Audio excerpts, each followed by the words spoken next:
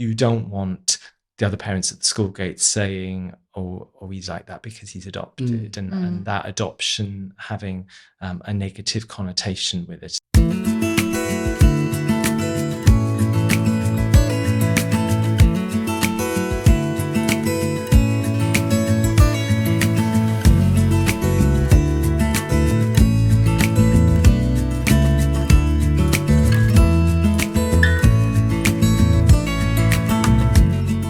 I think the one thing, like during the training and the assessment, when you speak about what age the desire you want to adopt, if you want a baby or you want an older child, and I remember somebody saying that they wanted to adopt an older child because they'd know more about the needs of children, and like with adopting a baby, you don't know if they're going to have We thought that additional degree needs. I found that really interesting. I know certainly in our experience, we found that our youngest, who came to us at 13 months, we've got the most issues with her. And in terms of schooling, she has full-time one-to-one support. And yet she's really, really clever. Incredibly The bright. maths on her is amazing. We were told it was just and reading. She went from not speaking to full sentences, and with the reading, she literally decided one day, I'm just going to read. Biggest issue is how she socialises with others. Yeah. And I mean, I sort of say, well, I'd rather you concentrate on that bit because there's so much time to catch up on the academic stuff.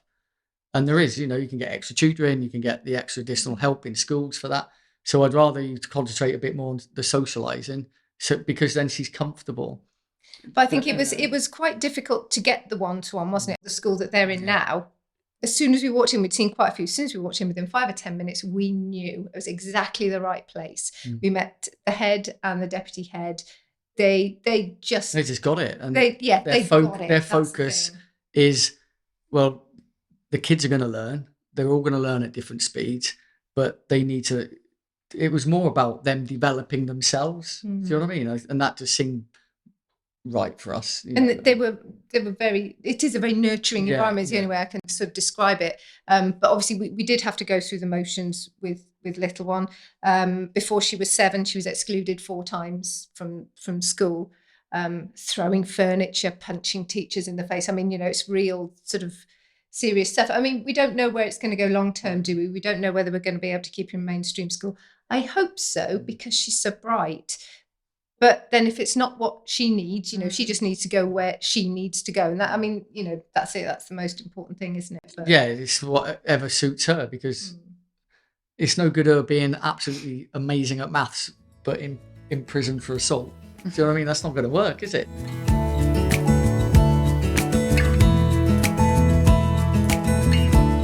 You're part of a group that go in and have coffee once a month. Call ourselves the special mums. Yeah, and they kids with issues. And they all go in and have a coffee and speak to the head there or the deputy and have a sit down and a chat. And I think because it can be quite isolating. I think when you're the mum who every day the teacher comes out, and go, oh, can we just have it? And you think, your heart sinks. You think, oh, what's she done now? And I have been accosted by parents in the playground when it's not tackled in the school, because that's a huge thing. We have had aggro. Because it's me that goes to pick them up and drop them off. I've had aggro with other parents in the playground. I mean, the head teacher actually had to call the police in at one point. And this is over kids when they're 5. And it's all to do with how the school handles it, and where we are now. Fantastic. The school do handle it really well. They would have handled it even quicker, but obviously, they've got the red tape to go through. But and there are 2 sides to it, because on one hand, I feel I will never shy away from saying adopted children are different, and adopted children, I firmly believe, deserve every advantage and leg up that the education system can provide. And I think that's absolutely right and proper. And I'll make sure the school knows these are adopted children. Their needs are different, even though they seem to be thriving. There are issues underpinning. They will be masking, won't they? Absolutely, they are.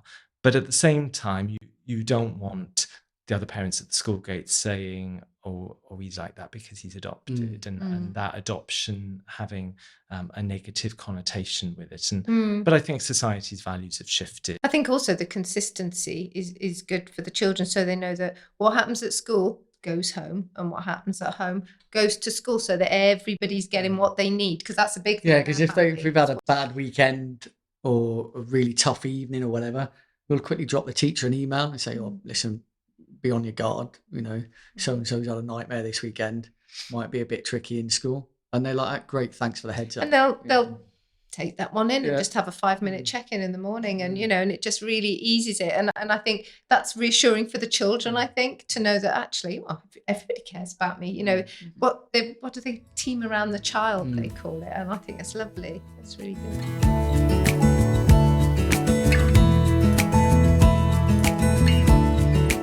I don't find it hard asking at all. It's a bit hard getting sometimes. I think, well, actually, no, we need the help. My kids need the support. So, like any parent, you say, I want it. Yeah, you say, I want it.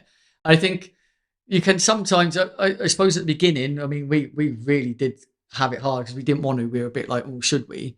And then we got to a point we thought we were going to have to be honest, because we were breaking. It was really hard work. And we did. And then we thought, actually, it's not a shame on us and it's not our failing. Our kids deserve that extra help and they deserve that extra leg up, Because we'd be failing our kids if we didn't do it. Yeah. So I don't find it hard. I get more frustrated when it comes down to, we always like the answer you normally get standard is, oh, it's funding. And then I think, okay, then, but how much would you pay if my kids were in care?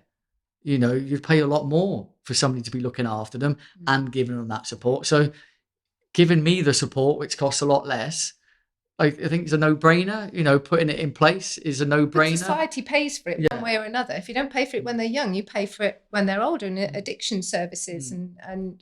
This is where the new Additional Learning Needs Code for Wales comes into play, because what Welsh Government have quite rightly identified is that these processes have taken too long, and the emphasis on the code is to put the power back with schools to an early identification of any learning needs. And so as an adopter or any parent, if you feel that your child may have an additional learning need and you raise that with the school now has 35 working days to make a decision about whether they feel that the child does have an additional learning need or not. And if the answer is no, then they have to report back to you about what they might do to continue to support that child, because the emphasis is moving away from labels and diagnoses, and it's about being needs led. We've got plans in place for R3, haven't we? Because the school's got an ALN. And so that's great then, because you can sit down and say, and it gets reviewed as well. And is it working? Yes, no, and what can we tweak? And the new ALN code means that if the child does have an additional learning need, they have an IDP, an individual development. Yes, that's what we've got for our children. And that's really good, because those are statutory documents that can provide support for the child as long as they stay in education up to the age of 25. So that provides that long-term security that if your child has an IDP and then goes into FE and remains in FE perhaps longer than 2 years, as many post-16 learners do.